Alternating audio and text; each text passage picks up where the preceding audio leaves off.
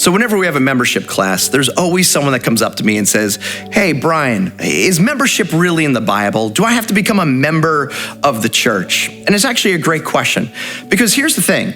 If you're looking up the word membership in the New Testament, you're not going to find that word. And so someone might be like, "Haha, I got you. The Bible doesn't say that we need to be a member of the church." But I actually strongly disagree with that, because there's a lack then of understanding of what it is to be a member of a church.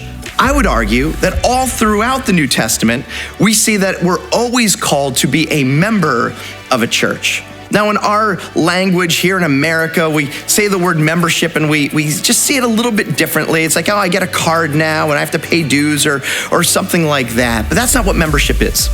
Membership is saying, I am committing to my church body, to submitting myself to the spiritual leadership of the church, the elders and the pastors and other spiritual leaders, and I'm gonna come alongside using my gifts and my talents to support the church and help it to accomplish the mission that God has given the church. And in the day and age in which we live in, we have so many churches around. It's not like when the Bible was written, when there was one church in town. You wanted to be a Christian in Corinth during the day of the Apostle Paul, then you had the church in Corinth. You didn't have First Baptist of Corinth and First Presbyterian of Corinth and the First Assembly of God of Corinth. You had one church. And so if you're gonna be a Christian in the church, you had one option. Well, now we have so many churches that are around. And for us as church leaders, as pastors, we need to know who's checking out our church versus who's part of the church. And the way we do that is through membership, through this process right now.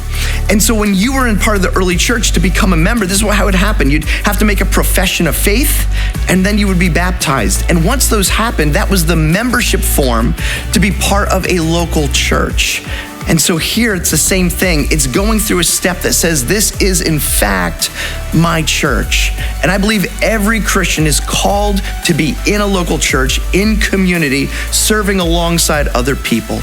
It's actually one of the most important biblical things that we can do in our faith when it comes to understanding community. And so yes, membership is biblical. The term may not be there, but all of the New Testament is telling each Christian, you need to be part of the local church. I hope that helps.